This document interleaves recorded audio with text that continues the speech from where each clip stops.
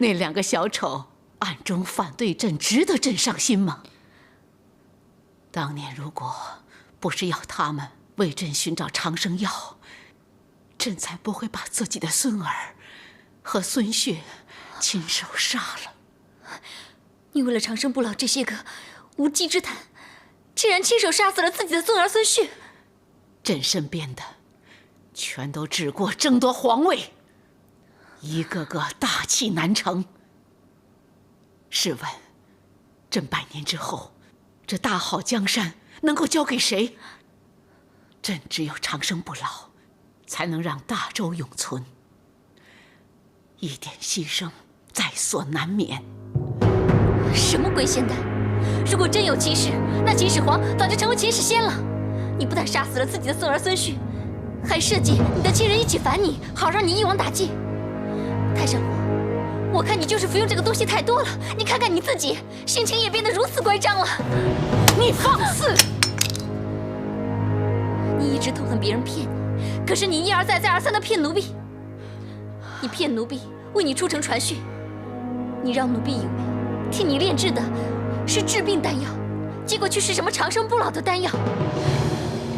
如今太上皇，你连自己都骗了，以为服用这些丹药就可以长生不老，拥有江山，结果呢，身体垮了，江山也垮了，落得如此境地，又有什么意思呢？你懂什么？只要朕长生不老，比皇后那群宵小命长，那么这大周的江山还会回到朕的手上，朕还是一代女皇。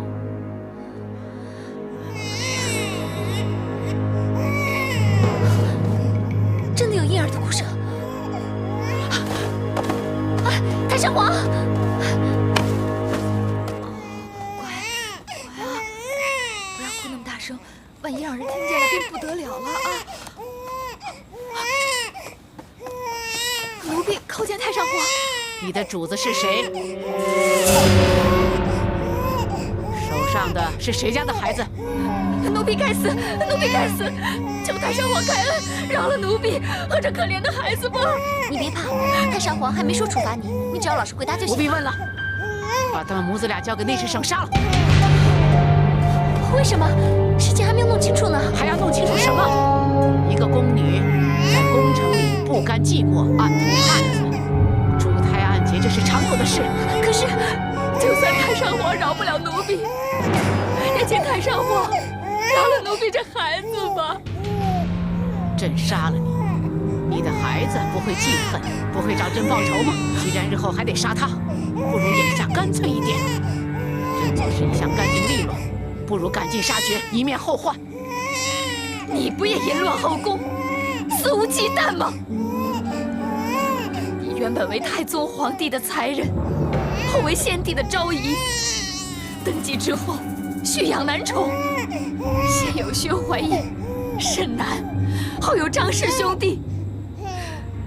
如果该死，你比我更该死。朕说过是因为你淫乱后宫吗？你该死是因为你的孩子晚上吵死了，吵得朕睡不好。其实该死的是这个孩子，把他杀了，朕就饶了你。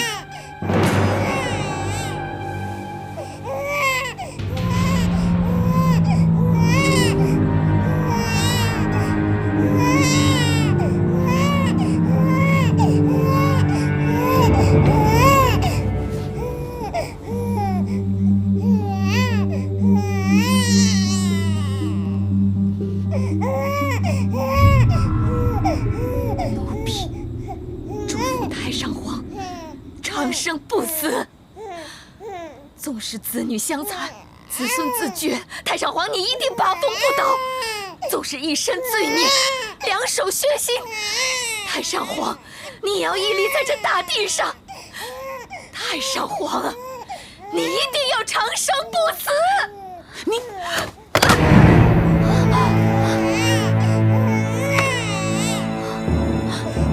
把他交给内侍省处置，不要让他再烦朕。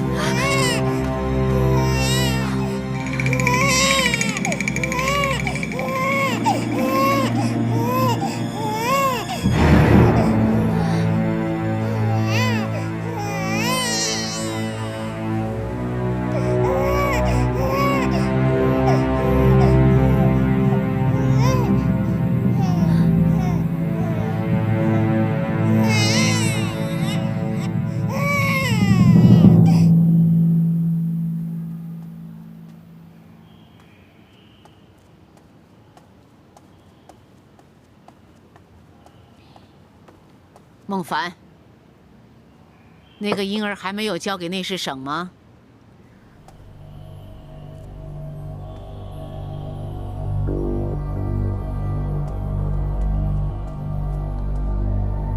奴婢昨夜在睡觉的时候，也听到了婴儿的哭声。奴婢终于明白，奴婢心中有愧。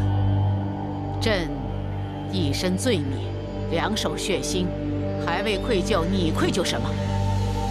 当然了，区区一个宫女，又怎么能让太上皇您愧疚呢？传闻太上皇当年为了争夺皇后之位，竟然杀死自己的亲生女儿，嫁祸给王皇后。奴婢在想，一直惊扰太上皇的哭声，或许不是那个婴儿吧。你这么讲是什么意思？太上皇，你杀了自己的女儿，而奴婢也杀了那个婴儿。皇后娘娘下令，要将他处死。他要杀他，未免丑事外扬，杀了一了百了。其实有什么好难过的呢？奴婢把那个婴儿送进内侍省，就已经想到会有如此下场。奴婢是送他去死，又没有亲手杀死他，也算是厚道了。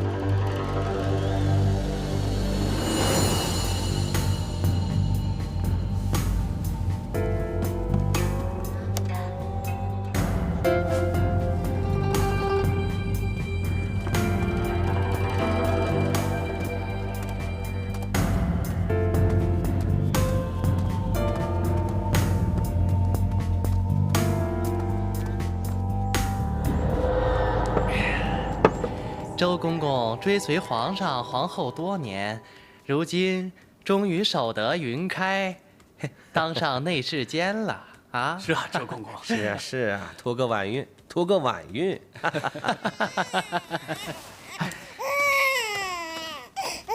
周公公，这个婴儿该如何处置啊？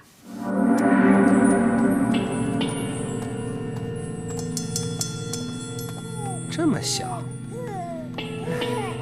算他倒霉，依皇后懿旨，把他了结了吧。是。哎呀，奴才叩见太上皇。把这孩子给朕。太上皇，皇后娘娘说要处死这小孩啊。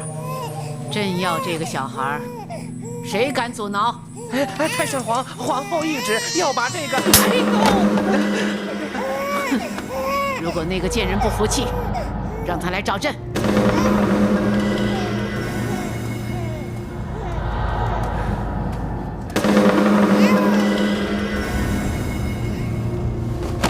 奴才所言句句属实。母皇要护那婴儿，就随他去了。孟夫，你说这老太婆大闹内侍府，你姐姐为什么不预先通报你啊？这件事可能事出突然，姐姐未及通报，不如让奴婢先向姐姐打听一下。废话，事后弥补还有什么意义？这老太婆做事一向都有所图谋，不可能为了救一个无关紧要的婴儿大发慈悲。奴婢叩见皇上、皇后娘娘，太上皇要召见内舍人上官婉儿大人啊。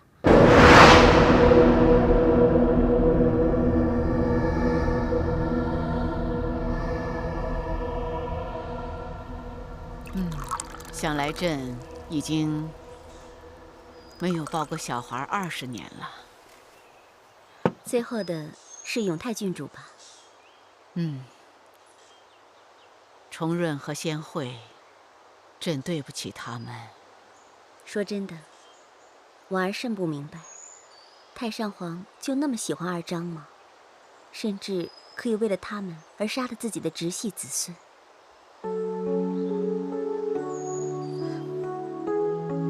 婉儿自14岁入宫，便服侍太上皇。我知道，你可不是一个不分青红皂白的人，就算要杀人，也要清楚所为何事。你是14岁入宫的吗？朕也14岁入宫，于是踏上这条血迹斑斑的成王之道。皇后曾骂过朕，不知杀了多少李姓后人。其实朕知道，朕一共杀了93人，亲人23，宗室34，大臣36。这里面还没有算那些受到株连的人。太上皇是在忏悔吗？那便算上婉儿一份吧。这些人的血，婉儿也沾了不少。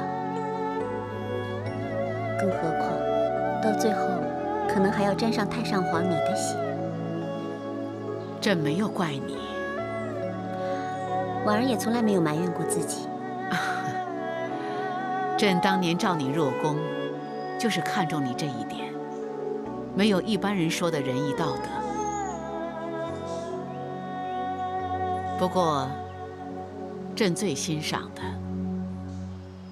就是你那双大眼睛，和朕刚出生便死的女儿非常相似。安定公主。如今又有一个宫女的眼睛和你很相似，就是那位常陪伴在你身边的孟凡。就是她。这个丫头和我们俩完全不同，她正好怀着朕所讨厌的一般人的仁义道德。可是，你看起来好像挺喜欢她的。也许朕是老了吧，老的已经没有从前的狠劲儿了。偶然也想做一个老好人。难道你大闹内侍府，就是为了救这个婴儿，并无其他？你也认为朕另有所图？我想，除了婉儿，其他人也会这么想吧。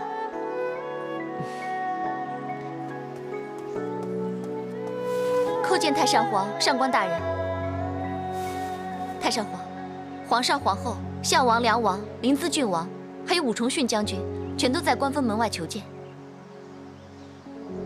你带朕把这个孩子送到宫外去，给他找户好人家收养，不要让他知道他娘的事，让他好好过活吧。是。还有，婉儿，望你念在我们俩的一点情谊份上，你以后帮我好好照顾这个丫头。如有需要，婉儿一定会尽力而为。传朕口谕，要见朕的，到通天宫。奴婢遵命。我若迎向高山，高山醉着俯首沉默花，天再高地再大，一颗女人心全装下。我若踏上火海，火海枯竭，万物又发芽，星空转风华，尽是女人天下。生杀予夺，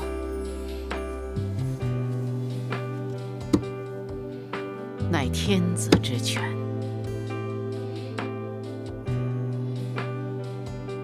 朕曾经翻手可杀万民，覆手可救苍生，这便是大权。只要大权在握，朕即天下。当年朕在这里开创大周，今天朕也要在这里做个了断。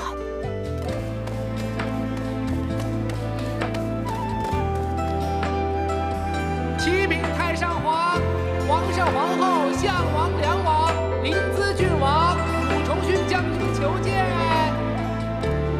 传。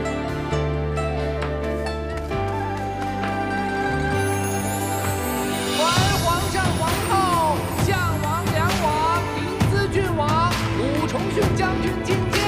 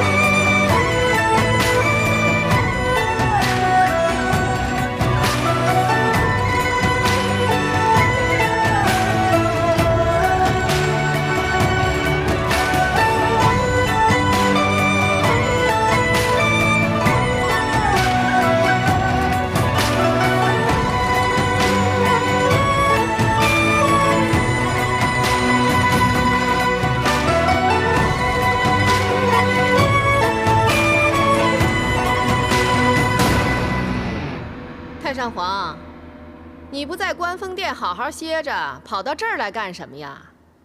这要是受了风寒，可就不好说了。皇儿，重润先惠死了多久了？4年了。4年了吗？那为何还不给他们追封家世？重润是你长子皇太孙，便追封德太子吧。先会追封公主，2人号墓为陵。可是历来只有帝皇墓地才可以称陵。母皇，哎，他们该有的，他们实在是太年轻了。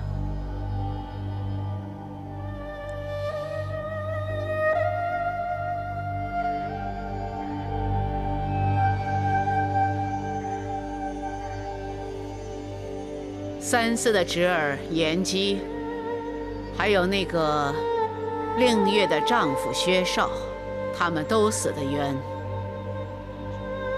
还有淡儿，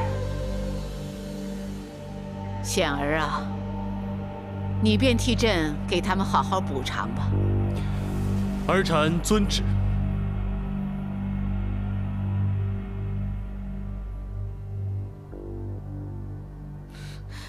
我说你又想耍什么花招啊？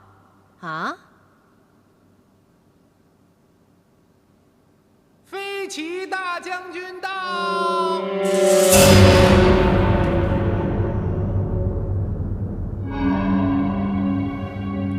你不是说已经派人去监视他了吗？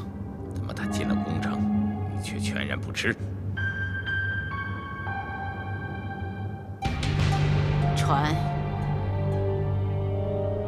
传飞骑大将军。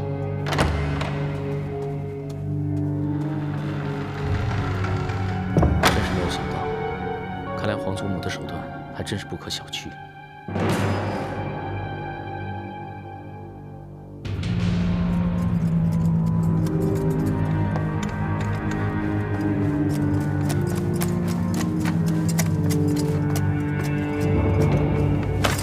末将叩见皇上。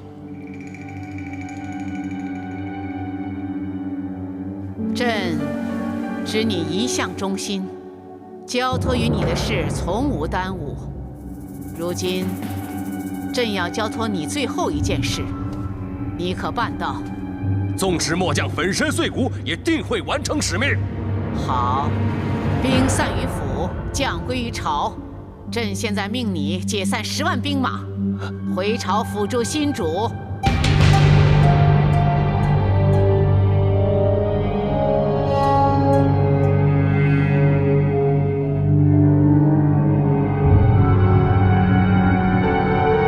皇上，皇上在那儿。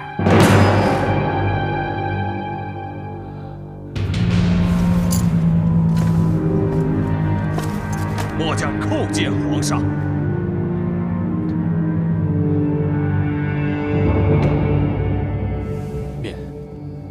免礼。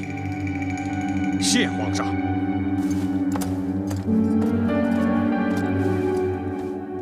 谢母皇。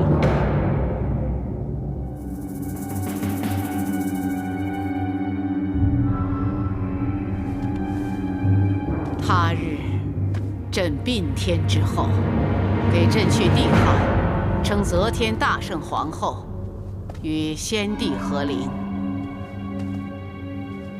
丫头，你每年给朕焚香扫墓，好好打扫一番，知道吗？奴婢一定打扫得干干净净，让太上皇好好安睡。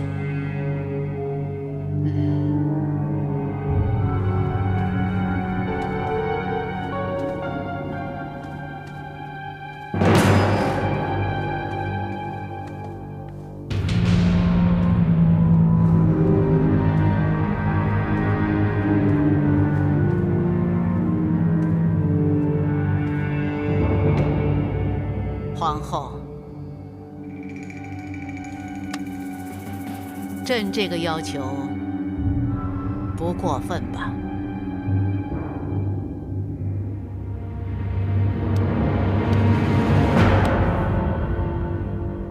孟凡，听到没有啊？好好留在宫中，做好太上皇交代的事。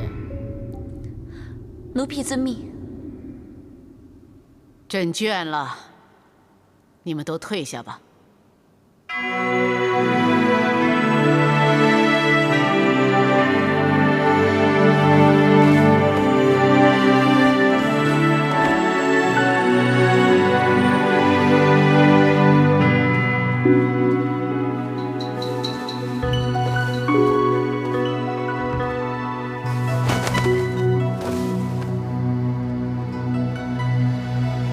皇上万岁！皇上万岁！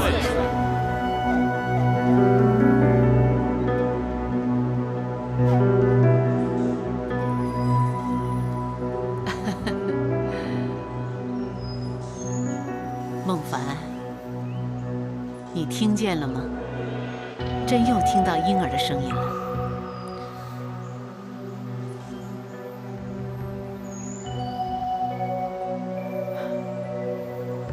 不过，朕这回听到的不是哭声，而是婴儿的笑声。朕这下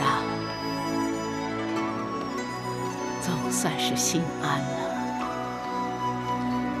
那就要问问太上皇，可有亲手杀死自己的女儿？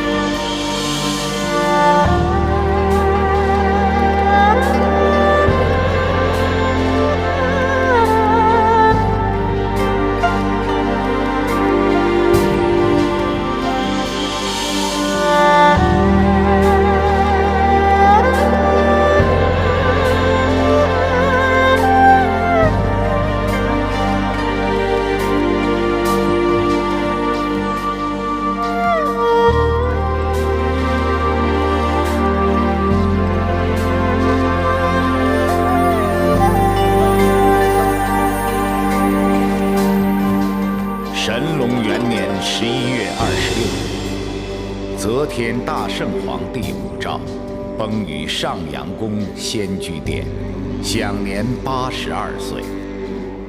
依诏去帝号，谥曰则天大圣皇后。神龙2年5月18日，与高宗合葬于千陵。墓前立无字碑，不刻一字，千秋功罪，留待后人评说。吾皇万岁万岁万万岁！众卿家平身。谢皇上。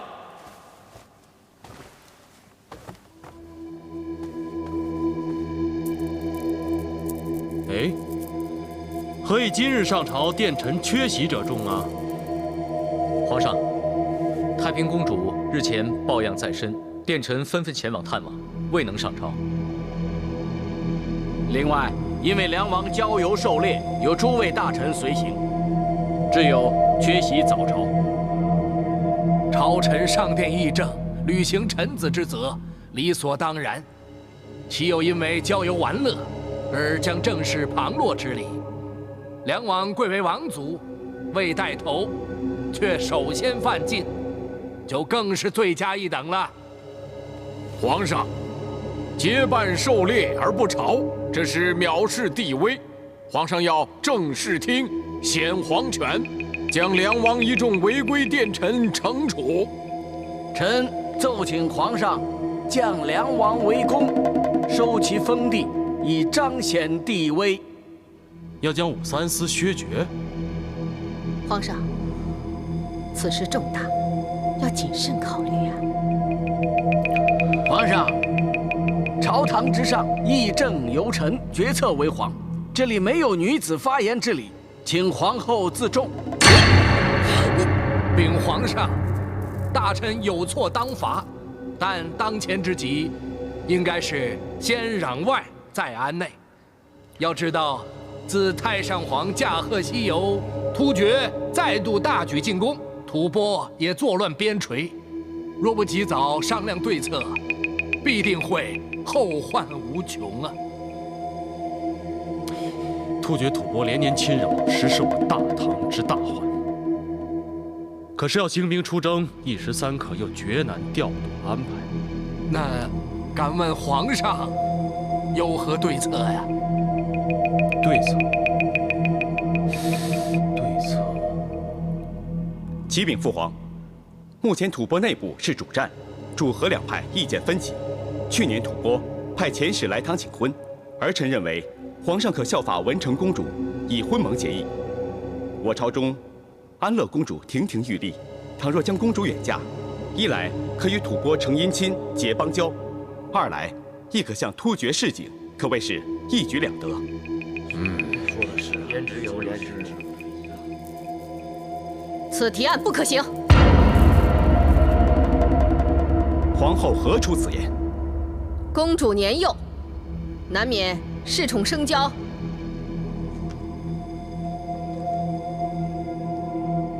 不是弄巧成拙了吗？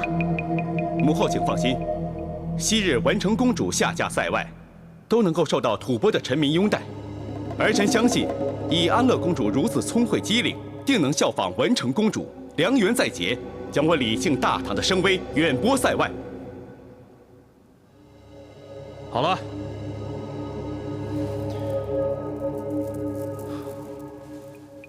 婚盟结义之事需从长计议。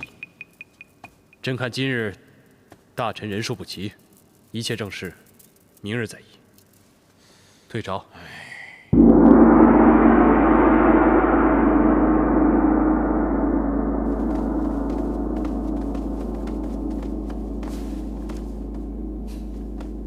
母后实在是太过分了，初登凤座就想来个东施效颦，自以为是皇祖母。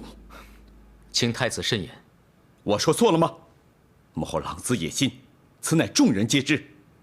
没了大周皇朝，还有我李唐江山，可他偏偏就是听不进去，非得将我的李唐江山变成他的韦氏王朝。小不忍则乱大谋啊！是可忍，孰不可忍？眼见父皇懦弱，事无大小都要依赖母后筹谋献策，如此下去，母后临朝听政，不又回到当初妇人当道的日子了吗？太子若要为天下谋福祉，就要忍辱负重。倘若轻举妄动，只会给皇后一个铲除异己的借口。如今朝中势力三分，纵然皇后觊觎地位，要成其大业，需得到梁王和太平公主的首肯。你也看到了，今天临朝，女称病，男狩猎，如此不敬，根本没有把皇上放在眼里呀。所以太子切忌急躁，就让他们鹬蚌相争，我们隔岸观火，瞅准时机来个渔翁得利。当前之急，太子要假意顺从，切不可节外生枝啊！总之，我就是看不过那个姓韦的扰乱朝纲，我要让他清清楚楚的知道，别人不敢说的，我来说；别人不敢做的，我来做。可太子如果强行与皇后作对，只怕会激怒皇后，这样做反而对太子不利。即使我不针对他，他还是会对我不利。宠润先会早折，母后只生得安乐公主这个亲女儿，她只恨安乐并非男儿身，无法继承大统，而我这个与他没有血缘的太子，早已是他的眼中钉肉中刺，他巴不得将我除之而后快。太子既然知道当下形势，就更加要慎言慎行，有所收敛。刚才太子提出要与安乐公主和番，恐怕已经种下了祸根了。我并非是针对安乐公主，而是眼见外敌肆虐，父皇又恐无对策，我一时意气，才会出此建议。可是，太子语出如剑，覆水难收啊！是啊，为此，皇后只会更加认为太子是在存心作对。恐怕，照这样下去，太平的日子难久。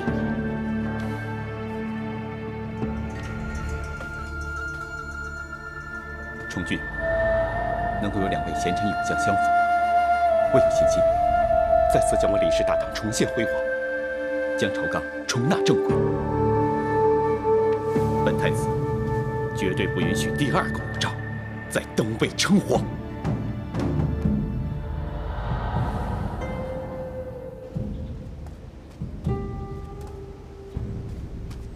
太子年少气盛，嫉恶如仇，恐怕会落得空有一番大志，却难展所长啊。是啊，崇俊虽然身为太子，却一直不为韦后所爱。当年皇祖母为夺江山，不惜视亲子杀女儿。如今皇后处处以他为楷模，太子看不惯，事事与他顶撞，只怕稍一不慎，就会招来杀身之祸。皇上登基日子不长，所以皇后还不敢兴风作浪。就太子这根心头刺，还比不上梁王和太平公主这2根铁钉来的刺眼锥心呐。皇上虽然对此2人加官进爵、封地赏金，可是却可以明显的看出此2人并不领情，看来他们的胃口很难满足。是啊，今日找借口不抄，难保他日再生事端。皇上要稳住朝政，实非易事。相信麻烦事会接踵而来呀。如今大局未稳，外族又虎视眈眈，骚扰边防，内忧外患，这实非李唐之福。现在只希望可得天公见怜，雨过天晴的日子能够快一些到来，就是万民之福了。至于太子，就有劳张大人多多提点教导。郡王爷，请放心，臣定当辅助太子，匡扶社稷，竭尽所能。只是天意难测，太子要成其大业，非臣能力所及呀。张大人的话也并非不无道理。虽说事在人为，但将来的日子是晴是雨，又岂是你我能知的？一切之好，尽人事听天命。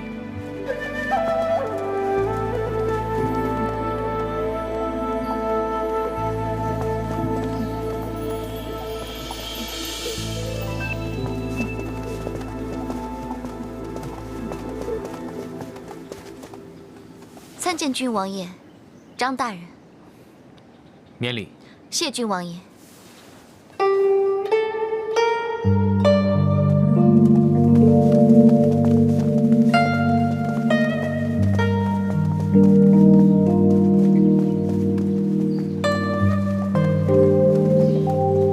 郡王爷，你在看什么？啊，没什么，我们走吧。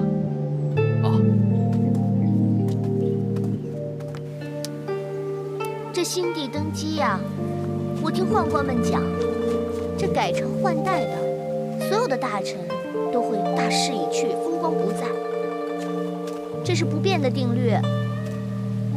那与我们有什么关系啊？当然没有关系啊，但是跟小凡姐有关啊。你想啊，太上皇喜欢的人，皇后娘娘怎么会喜欢呢？所以啊，我劝你们要知进知远，免得娘娘对我们不满。哎，你说的这是什么话呀？自私鬼，失礼！就是，小凡姐平时对我们怎么样，你又不是不知道，没见过你这么薄情的。哎，你们不要吵了。其实呢，君儿，你不用担心，皇上呢已经迁都回长安，相信守灵之行也快来了。小凡姐，小玉真的好舍不得你哦。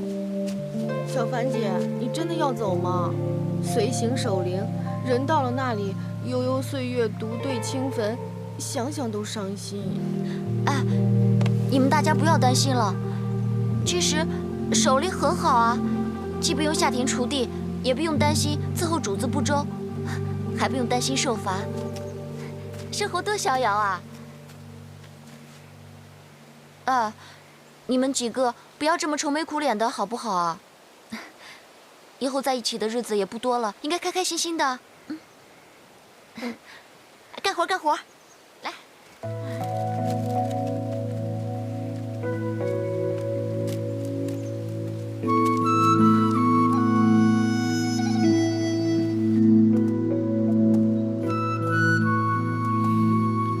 孟凡，你近来可好啊？郡王爷这个好的意思是，人能够心宽自在，本王认为这就是好。这样孟凡就过得很好。那孟凡对好的定义又是如何呢？好就是吃得饱，睡得宁，跟家人相聚，跟朋友畅饮，心无恶念，欢心自在。以这个来看，孟凡现在过得非常好。可是本王听闻，孟凡姑娘现在即将有一个新的去处，被分派为太上皇守灵。你可真的想去？太上皇临终之命，就是让奴婢每年都要去焚香扫墓，不得有误。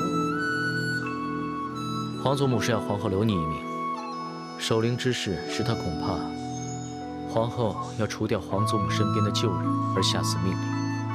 陵墓清冷，你孤身一人，那地方不适合你。去守灵呢，又不是只有孟凡一个人，还有其他好多公公啊，相互作伴。日子虽苦，但是可以离开这个是非之地。孟凡觉得也没有什么不合适的。宫里风云变幻莫测，每一步都如履薄冰。但陵墓四面孤寂，远离人烟，万一有什么事，叫天不应，叫地不闻，孤立无援。尽管如此，孟凡想起昔日伺候太上皇的时候，皇后娘娘曾经多次招揽，都被奴婢所拒。如今皇后娘娘主政，奴婢还能够保住性命，这已经很不错了。正因为皇后已登凤座，精力全花在主理政事，所以她是不会留意你的去留的。你不如什么？守灵队伍人数众多，前往陵墓的路程又十分遥远，途中偶有奴才公必走散，并不为奇。只要是孟凡所愿，本王可以代为安排。郡王爷好意，奴婢心领了。你是不是舍不得你妹妹？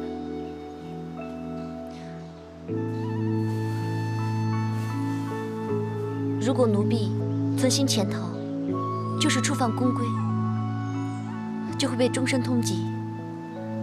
那奴婢可能就会跟舍妹永远相隔，此生恐怕再难相见了。但是你被派去守灵，一样都是相见无期啊。只要有一丝希望，奴婢都不会轻言放弃。难得姑娘姐内情深，宫闱之内这番真情，本王还是首次得见。郡王爷，其实孟凡执意不走，也是因为担心郡王爷因为奴婢而得罪皇后娘娘，非奴婢所愿。姑娘事事为他人着想，可是又有谁来为姑娘着想呢？有啊，这是老天爷。奴婢相信，一切自有天意。所以郡王爷不用再为奴婢担心了。看来你已经暗自下定了决心，那本王就不再勉强了。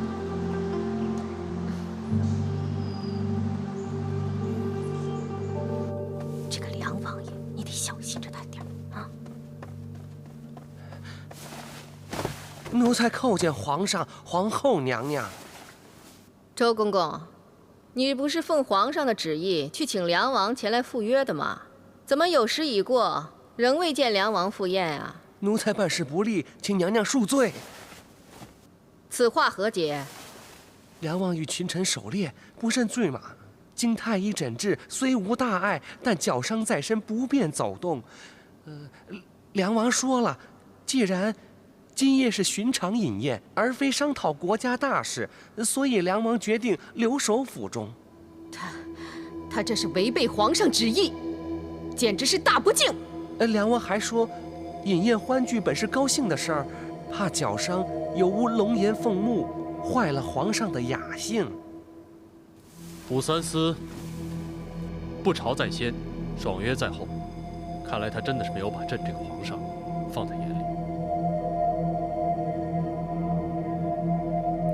周公公，你命人到御膳房，把鹿筋、熊胆给梁王爷送去，就说是皇上的一点小小心意。奴才遵旨。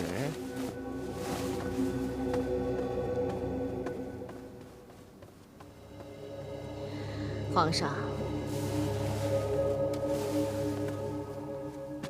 这武三思今夜爽约，早在臣妾的意料之中。他越是挑衅，皇上你越应该彰显气度。这个武三思桀骜不驯，若要他归顺于我，恐怕要多添封地赏赐。皇上，武三思狼子野心，他要的可不是金银财帛，他要的是你的王位。那应如何待他？权衡轻重，拉拢武三思，要比收买太平容易多了。但梁王野心，路人皆知。如果真这么做，此举恐怕引狼入室，后患无穷啊！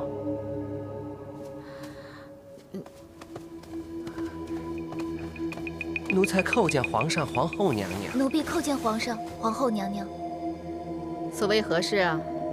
奴婢大胆，恳请皇后娘娘收回成命，恩准姐姐孟凡可以不用追随大队离开。你给我一个理由。娘娘曾经要奴婢招揽姐姐，姐姐纵然无功，但也有苦劳啊。恳请娘娘法外施恩。这也许是个好理由，我想想。奴婢叩谢皇后娘娘。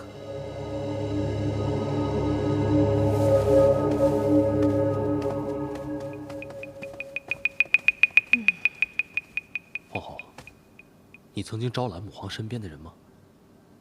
这有什么好奇怪的？哎呀，你看呐，区区一个奴婢，都要来跟本宫讨价还价，哎。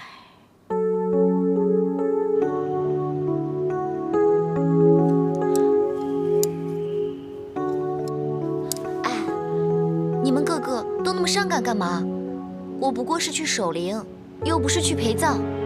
深宫难耐，陵墓只会更甚。小凡姐，你此番远去，都不知道什么时候才回来，这跟死又有什么区别呢？哎，你干嘛咒我姐啊？你知道我不是这个意思的。是啊，大家都是舍不得小凡姐走。不似君儿这么势利，见风使舵。莫说是饯别，就是来告别一声也不肯啊。君儿只是不想惹祸上身。哎，你们不要怪他。我们人微言轻的，哪有资格怪谁啊？只是想到今日一别，不知何时才能相见，心里就隐隐作痛的。小马哥，你不要太担心。皇后娘娘曾经答应过孟福，所以相信姐姐回宫是有希望的。皇后娘娘与太上皇相斗多年，岂会因为你一句话而改变初衷呢？皇后娘娘宅心仁厚，而且说不定皇后娘娘会因为孟福曾经为其奔走，圆孟福这个心愿呢。是留是走都好。妹妹的好意，姐姐心领了。来，大家难得聚首一堂，我们就开开心心吃完这顿饭，给我留下一个美好的回忆。来，为孟凡此行平安，我们干一杯！干杯！干杯！干杯！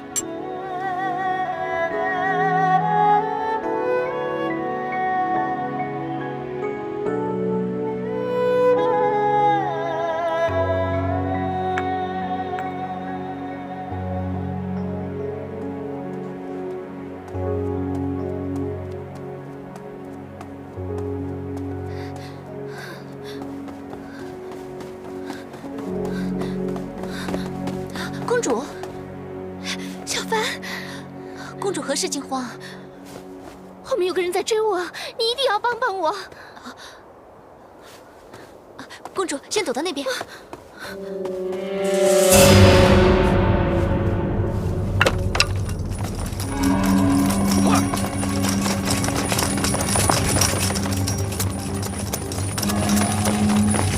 你是何人？禀将军，奴婢是上宫局的孟凡。夜深人静了，为何还没有回宫？因为蝉鸣惊梦，所以奴婢奉命出来驱蝉。不料灯灭，所以迷路了。那你有没有看到可疑人经过？刚才有个人，好像朝那个方向走了。跟我来。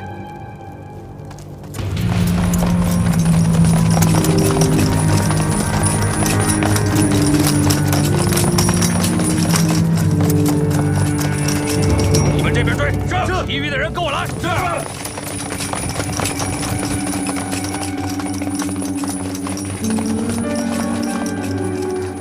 公主，可以出来了。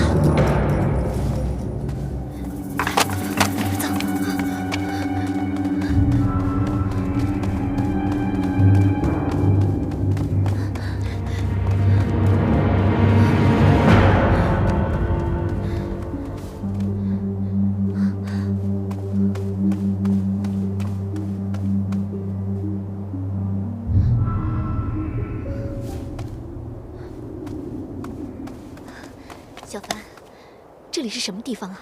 这里是宫女的住处，羽林军的人是不会进来的，公主大可放心。多谢你啊，小凡，今年不见，如今相逢，主仆情未变呢。这是奴婢应该做的。公主，来，先坐下。你也坐，坐。公主，到底发生何事啊？羽林军的人为何会公然追捕公主？他们都只是奉命行事。归根究底，要说本宫的是母后，是皇后娘娘。母后命人软禁我，我是趁他们不注意才偷跑出来的。皇后娘娘一向对公主疼爱有加，何以会这样对待？是因为樊大哥。樊良本是守门侍卫，有日经过御花园，刚巧我被毒蛇所袭，幸好樊大哥出手相救，我才幸免于难。这个樊良似乎身手不错。樊大哥不仅有一身好武艺，为人忠厚、刚直不阿，更重要的是见义勇为。莫非公主你与这个樊良？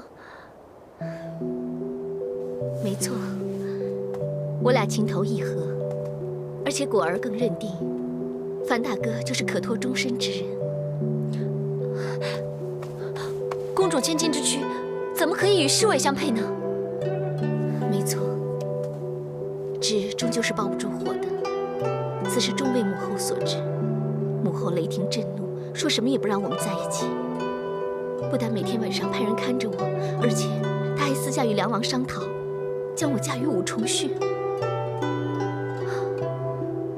皇后娘娘此举，可谓是一箭双雕。一方面，她与梁王结姻亲，可以巩固势力；另一方面，又可以让公主死心。桂儿与樊大哥那是真心相爱，非君不嫁的。可是公有公规，公主身不由己啊。所以我与樊大哥决定，相约私奔离宫。公主要走，小樊，你念在主仆一场，你一定要帮我这个忙，圆我此梦。公主要我做什么？我与樊大哥相约，今夜此时与太液池相会。你先帮我去赴约，然后带樊大哥到此就可以了。奴婢一定尽力而为，凡事要小心。奴婢知道。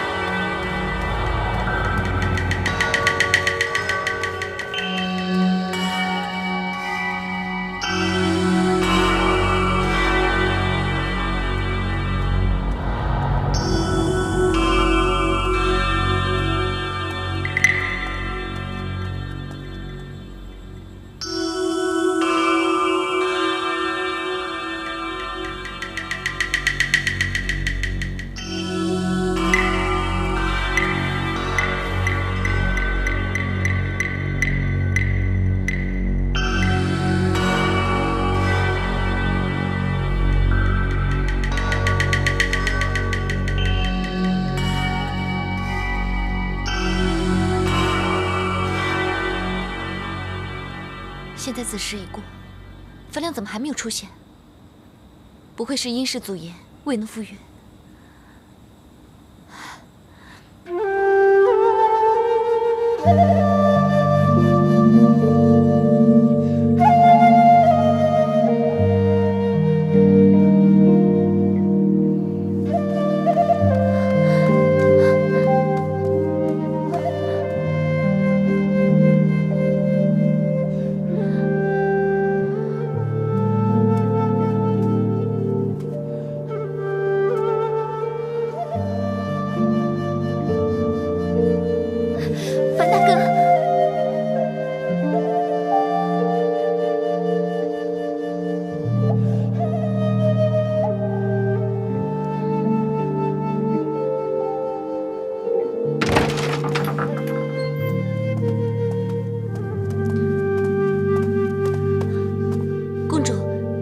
算藏在这里吗？这里能行吗？归真观观主跟本公主很熟，更何况出家人不理世事。小凡，你可以放心的。快告诉我，有樊大哥消息吗？奴婢已经让小马去打探了，应该很快就有消息了。小马，小马是奴婢的好朋友，绝对信得过的。小马，小马，怎么样？奴才叩见公主。你就是小马？是。可有樊良的消息？奴才四处打听，得知樊良是玄武门的守卫，可是这2天接到新的任务，要随大队据守皇陵。樊大哥调守皇陵，可是他从未向我提及过此事啊。恐怕是临时受命，樊良也不知情。一定是母后下旨，将他调离深宫，拆散鸳鸯。果儿与樊大哥那是真心相爱，任何人都不能将我们分开。就算母后又将樊大哥放逐到天涯海角，果儿都誓死追随。公主，擅自离宫是大罪，公主要三思啊！我已经想得很清楚了，我这条命是樊大哥从阎王殿里抢回来的，就算要触犯宫规，我也要试一试。若然母后反对，我也只好以死明志。公主万万不可！小凡，你就帮帮我这个忙，让我和樊大哥好好见一面，好吗？可守陵大队后日就要启程。小凡，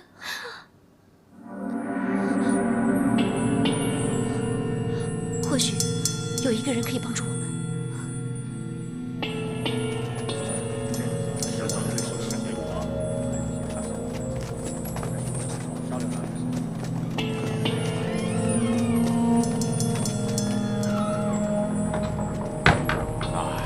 愿先行一步。告辞，告辞。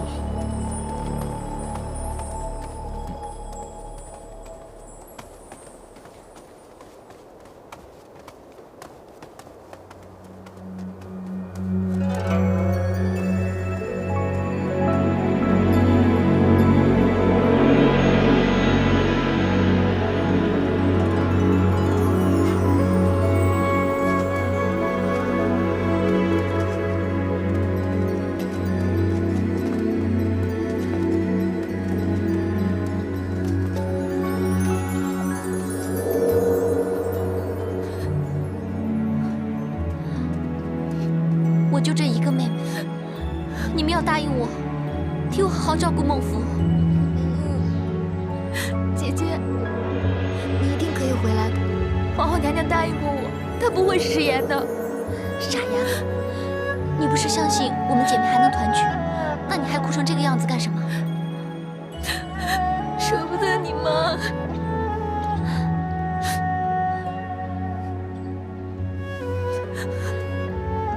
小鱼，我知道你爱乱吃东西，以后吃什么都要适量，小心吃坏了肚子。丹华、小鱼，你们要胆子大一点，只要心无恶念，在宫中就没有什么可怕的了。我们知道了。孟凡，时辰到了，要启程了，你们不要拖拖拉拉的，要走的终须要走，留不得。走吧。一会儿迟到了，就是出师不利了。好了，我真的要走了，你们一定要多多保重，记得千万不要做错事，让主子责骂。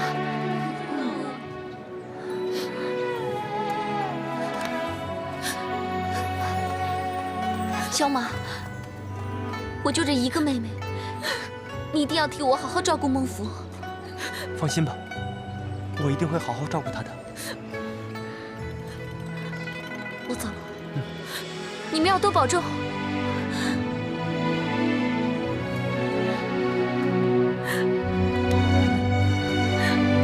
小白姐，小白姐，姐姐。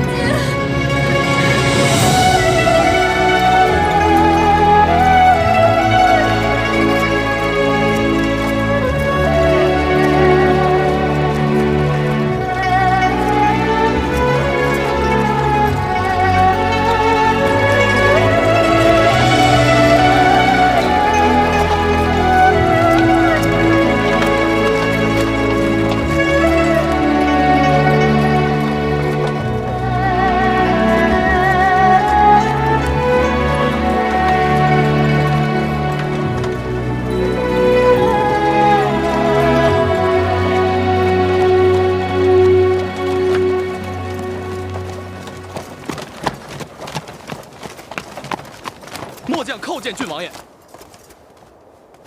本王准备出城到后山狩猎，这个是出城令牌。樊大哥，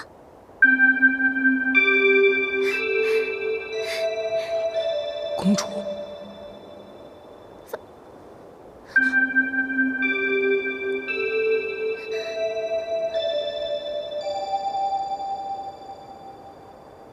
樊大哥。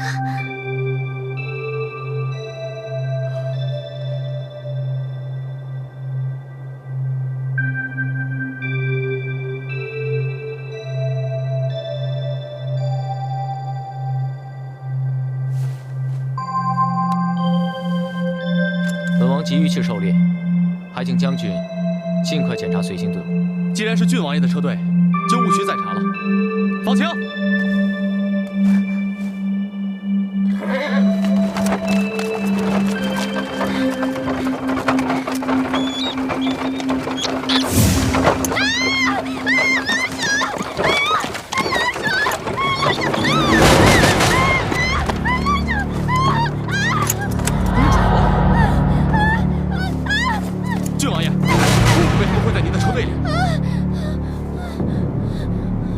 我也不知道，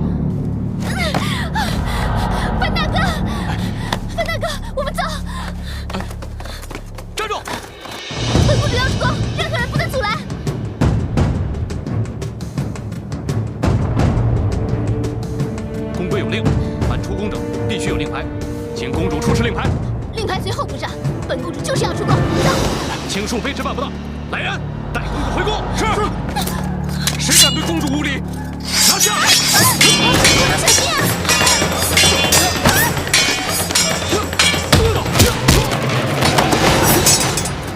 你们放开他！放开！给我全都带回去。是。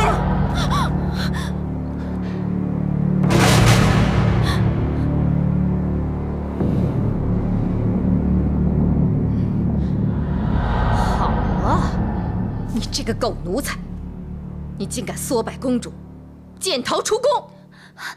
请娘娘恕罪，母后，一切都是女儿擅作主张，与孟凡毫无关系，请母后明察。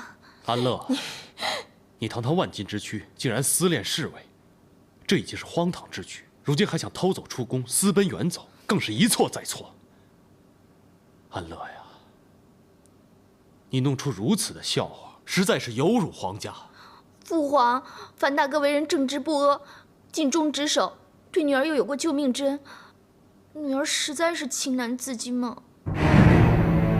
放肆！你竟然说出这种话！你是金枝玉叶，怎么能跟草民相恋呢？行了，从今天开始，你给我留在宫中，哪儿都不准去。至于这个樊良，先关押天牢。这个狗奴才，你，请娘娘恕罪。母后，孟凡他真的毫不知情，请母后放过孟凡吧。好，本宫先饶你一回。谢娘娘。奴才叩见皇上、皇后娘娘、八王爷求见。传。遵旨。快起来吧。是娘娘。是母后。公主。他来有什么事？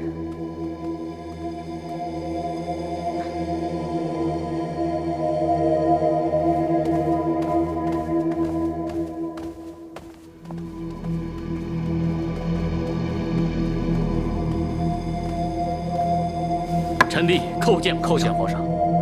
皇帝啊，何以你要绑子上殿呢？臣弟教子不严，竟然让公主既进出宫队伍而不自知。幸好皇上英明，才不至于闹出笑话。这一切都是龙基疏忽大意，先让公主流落在外，罪无可赦。臣弟既为人父，责无旁贷，所以只好绑子上殿，向皇上谢罪。皇上，此事与他人无关，是龙基犯下大错，甘受廷杖责罚。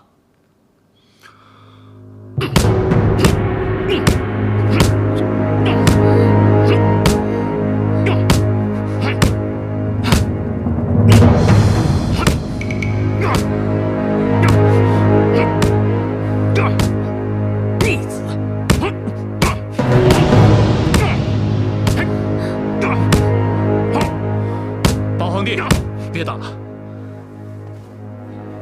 别打了，别打了！看来这只是一场误会。况且安乐依然无恙，朕就不再追究。皇上宽大为宏，臣弟叩谢皇上，谢皇上。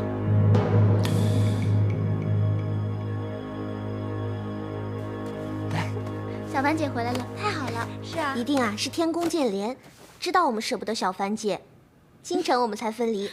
没想到夜晚我们就团聚了。对啊，幸好得公主求情，皇后娘娘才会放过小凡姐你啊。这一切啊都是天意，谁知道公主竟会跟那侍卫私奔呢？而且让郡王爷出宫狩猎，让公主有机可乘，这3方面的配合，才可以造成这一场闹剧。经过这么一通乱闹啊，阻延了守灵大队，误了吉时，要押后择日再启程。这样的话，孟凡可以在宫里多待一段时间了。琪姐，为什么你看起来好像一副不高兴的样子呢？谁说我不高兴啊？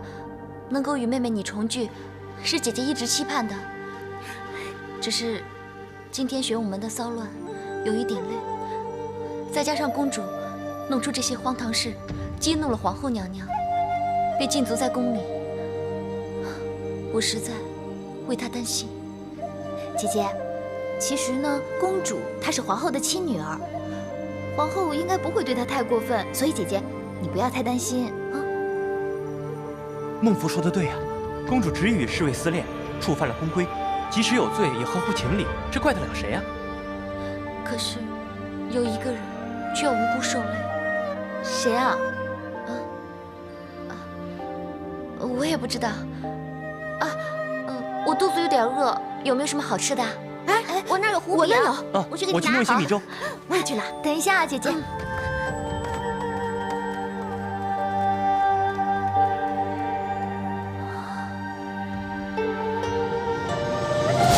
皇上，此事与他人无关，是隆基犯下大错，甘受廷杖责罚。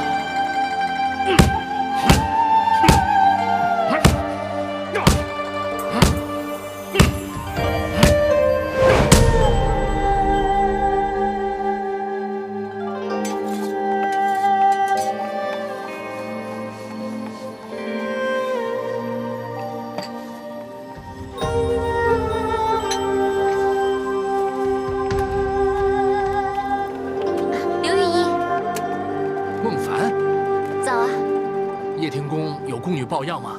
没有，孟凡弄了些陶金娘甜糕，还有凉果，拿来给刘姨尝一尝。还是你有心，找我有事吗？昨晚郡王爷因为疏忽，差点酿成大错。项王绑子上殿，当场毒打，向皇上请罪。不知道郡王爷现在伤势如何？一点皮外伤，无甚大碍。打在儿身，痛在腹心，项王又岂会下重手啊？这不，给郡王爷煎的药，相信1两服就能去肿散瘀了。真的？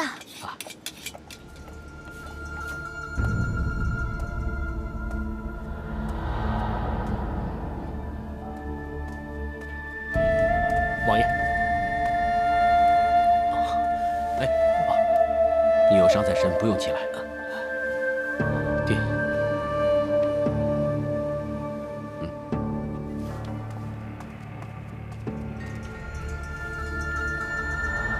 你不会怪爹下手太重吧？孩儿知道爹用心良苦，受几下廷杖总好过给皇后一个借口，否则孩儿受的苦又岂止这些？皇后对安乐公主宠爱有加，如果这次公主成功逃出宫去，这个罪名你是担不起的。而且皇后猜忌多疑，恐怕单凭1、2句说辞是无法推卸的。为了消除皇后心中的疑虑，受点皮肉之苦，就在所难免。孩儿明白。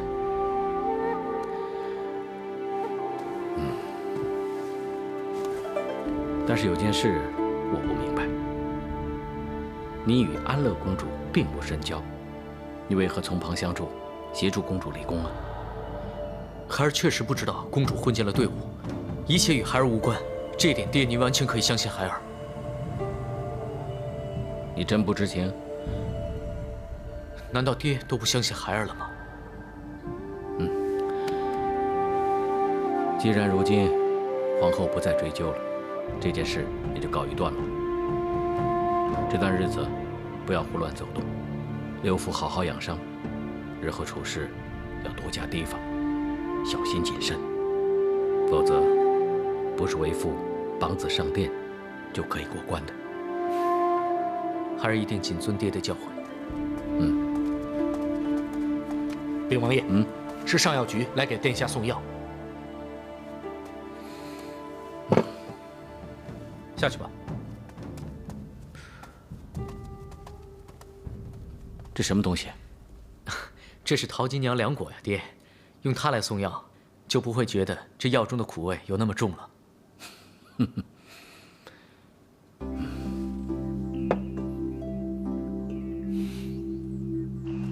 剪这样看，我剪的很好看，哎，看这个。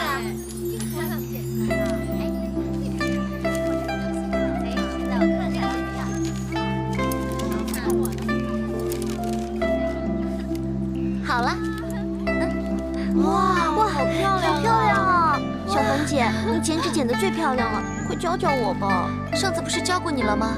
你又忘记了？他呀，他就知道吃，对这些事情啊，哪会记在心上？就是，我练习了呀，只是剪不好而已嘛。这一双手又没有小凡姐的灵巧，但是一张嘴倒是伶牙俐齿，吃得快，与人斗嘴也快啊。你们总是当着小凡姐的面就欺负我。好了好了，你看小鱼啊，给你们气得成大鱼了。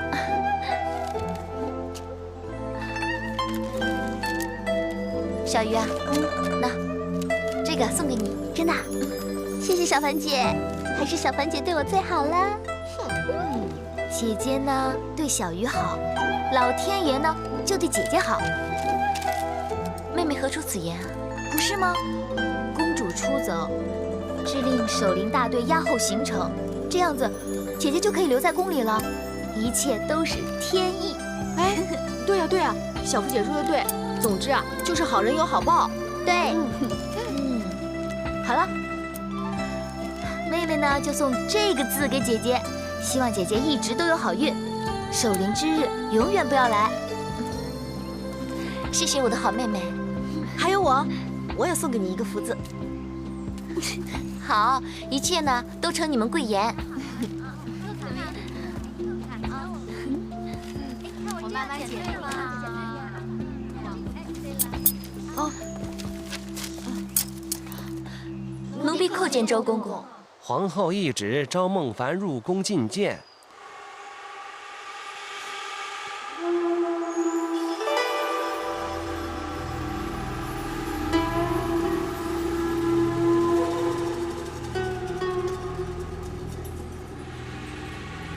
奴才叩见皇后娘娘。免礼。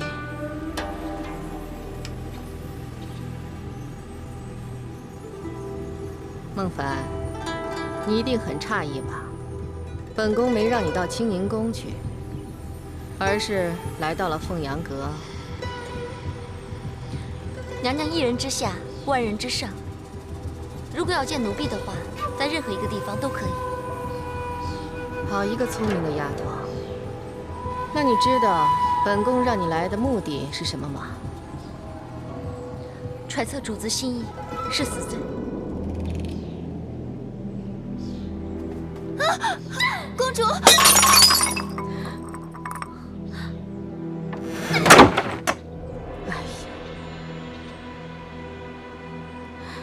你看，你看，你看，他再这样下去，就是死路一条了。娘娘何出此言？他偷跑不成，还拒绝进食，以死蒙志。公主绝食寻死。孤儿已经2天水米未进，再这样下去，只有黄泉这条路可以走了。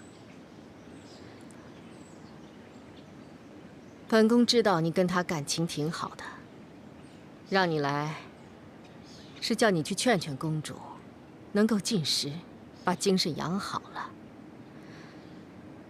孟凡，你给我听好了，倘若不成，你跟你妹妹孟福都没有好下场。奴婢明白。去吧。是。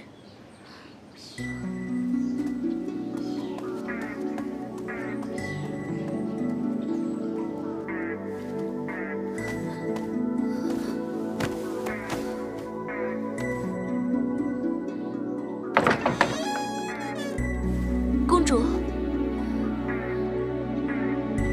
公主，小凡来看你了。小凡，真的是你。公主，你乃千金之躯，怎么可以绝食，自残伤身呢？小凡，你可有樊大哥消息？他是不是给母后收押天牢？是生是死？奴婢也不知道。公主，你病容满面，不如先吃点东西，以添精神。如今樊大哥下了无名，我实在难以下咽。现在我能为他做的只有这些，可是这样下去也不是办法。以死明志，这样做太傻了。为报樊大哥的心意，果儿没有出此下策，要母后投鼠忌器，不敢妄下杀掠。可是你这样下去，恐怕真的会……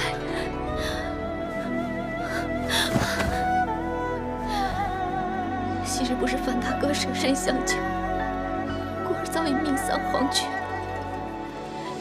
只要樊大哥能够全身而退，赔上果儿这条命，又如何？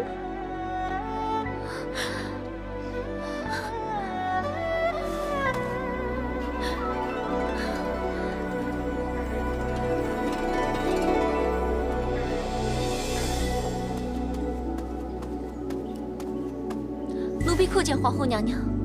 她吃了吗？奴婢恳请皇后娘娘救救公主。连你的话她都不听了。只要娘娘首肯，公主必定药到病除。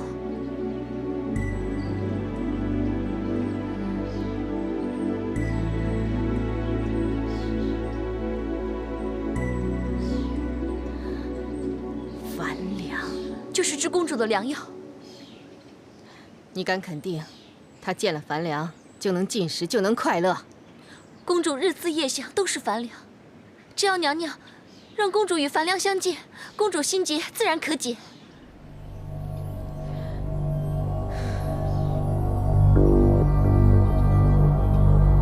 好吧，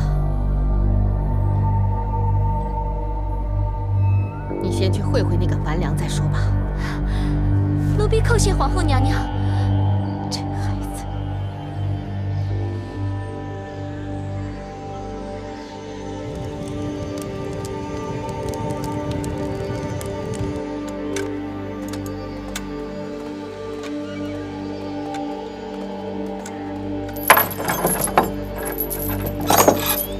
这个就是樊良。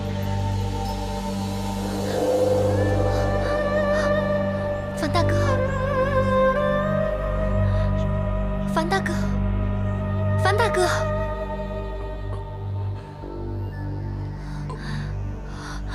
樊大哥，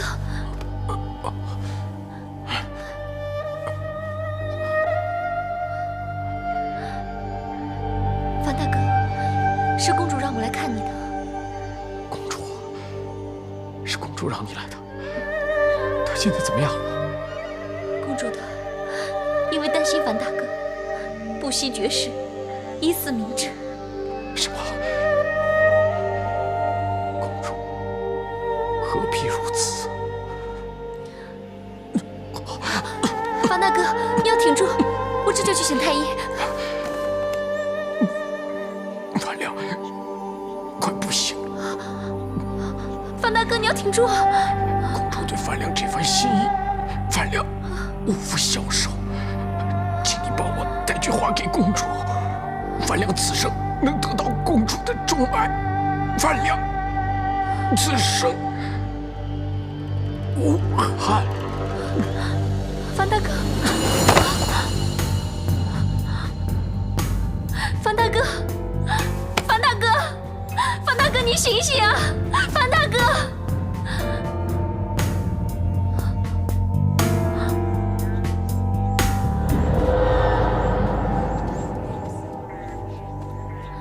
奴婢叩见皇后娘娘。你去过天牢了？去过了。见过樊良了？见了。那你打算什么时候去凤阳阁，劝公主进食啊？禀娘娘，樊良已经魂断天牢。如果公主知道了此事，必然会伤心欲绝。我记得你以前说过，樊良是救公主的良药。可是如今人已经不在，这副良药已变成断肠药。我的女儿果儿已经3天滴水不进，本宫的话她是听不进去了。要救她，除了樊良，如今就剩你一个了。娘娘，我要你无论如何都要劝公主进食，让他离开鬼门关。奴婢何德何能，又怎么可以令人死而复生呢？当年太上皇多疑猜忌，刚愎自用，可你一个小小的丫头却能取得他的信任，想必有你的本事。